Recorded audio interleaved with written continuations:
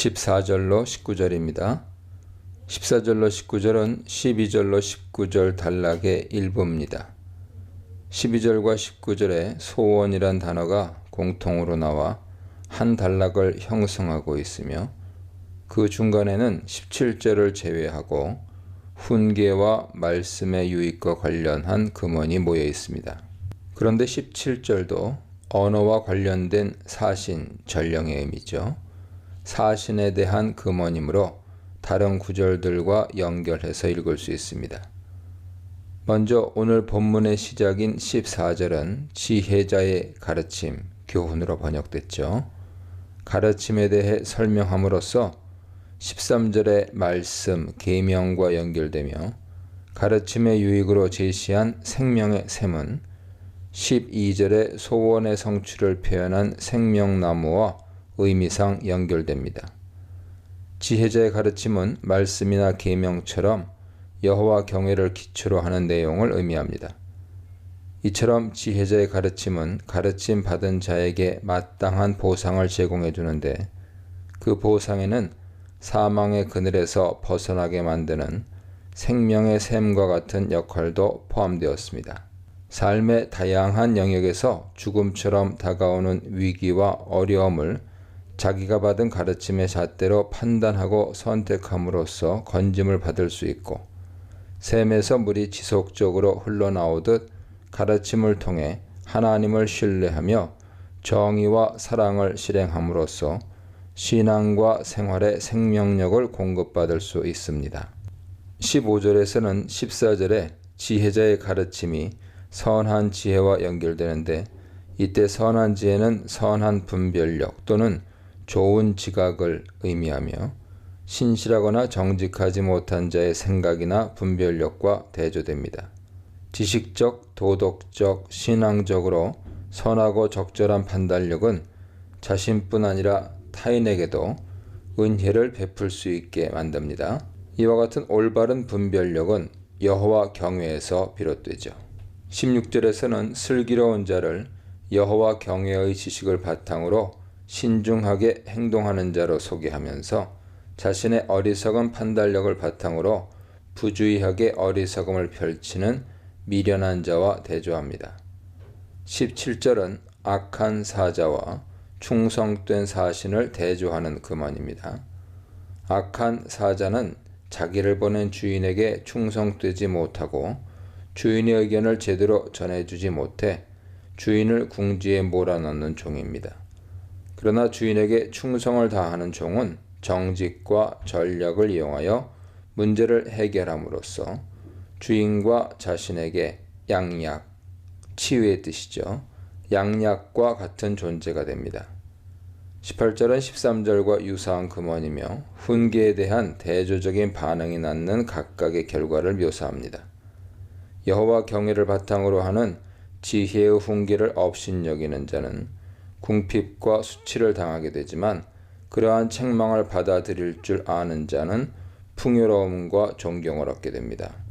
여기서 말하는 궁핍이나 수치는 단순히 물질적인 궁핍과 정신적 수치만을 의미하는 것이 아니라 지식, 신앙, 도덕 등 다방면에서 일어나는 결과로 이해해야 합니다. 19절은 12절의 주제인 소원 성취와 관련된 금원이죠. 12절에서는 지연된 소망과 성취된 소망이 사람에게 주는 상실감과 만족감을 대조적으로 표현하였습니다. 19절에서는 특별히 성취된 소원과 미련한 자의 악을 대조하고 있습니다. 성취된 소원이 마음에 달다는 말은 마음에 기쁨이 넘친다는 표현이죠. 소원이 성취되면 생명나무처럼 심리적으로나 육신적으로 만족감과 활력을 제공받습니다. 그러나 미련한 자는 악에서 떠나기를 싫어하고 악에 머물기를 선택했으므로 그가 행한 악으로 인해 참된 만족이나 기쁨을 누릴 수 없습니다. 20절로 25절입니다. 20절은 지혜자의 친구와 우매자의 친구가 되는 일을 대조하며 지혜로운 자 또는 지혜 자체와 친구가 되라고 권유합니다.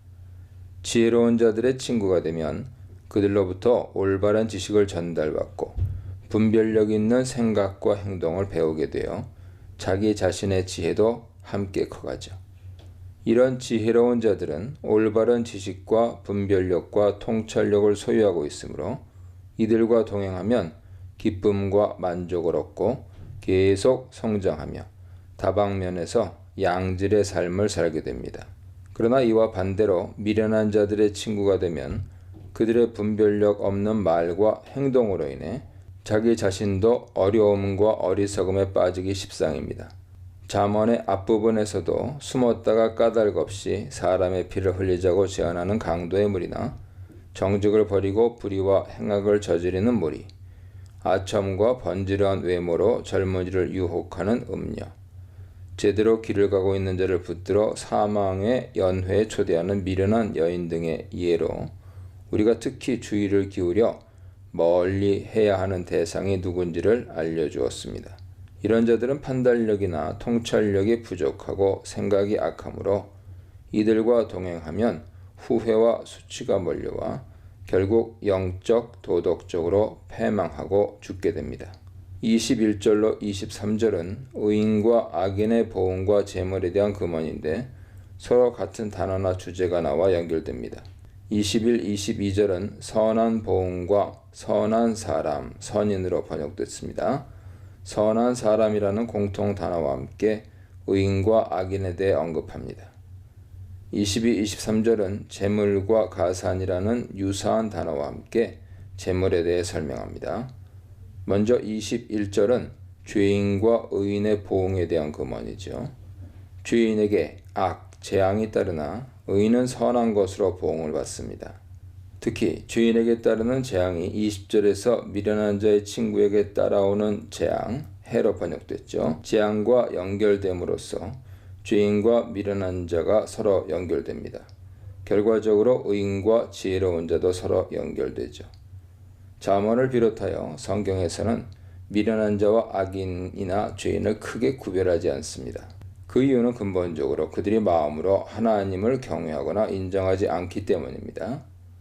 이런 자들은 지식이나 능력에 한계가 있는 자기 자신이나 다른 것을 의지하고 자신의 눈에 옳다 생각되는 대로 살기 때문에 하나님이 보시기에 악한 것을 거두게 됩니다.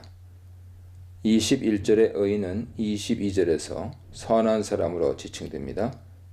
21절에서 의인은 선한 보응이 약속되어 있는데 23절에서는 그 약속이 그에게만 아니라 대대에 영향을 미친다는 점을 밝힙니다.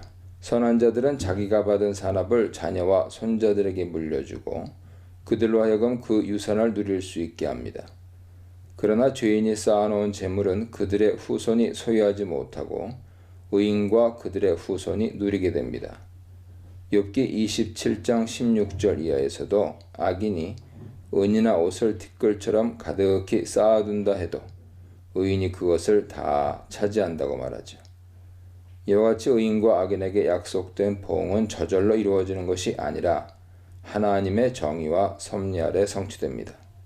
23절은 가난한 사람에 대해 언급하며 위의 금원들과 재물이나 의라는 주제로 연결됩니다.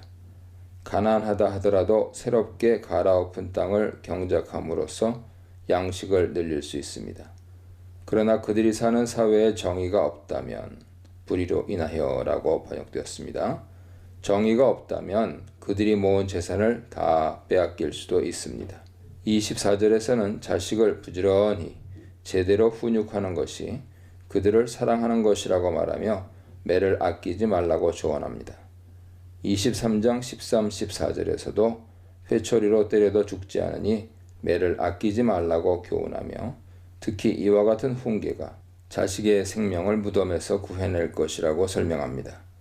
여기서 자식에게 매를 아끼지 말라는 표현은 체벌을 부추기는 것이 아니라 자식의 잘못을 제때 따끔하게 처벌해서 잘못을 바로잡아 올바른 삶을 살게 하라는 의미입니다.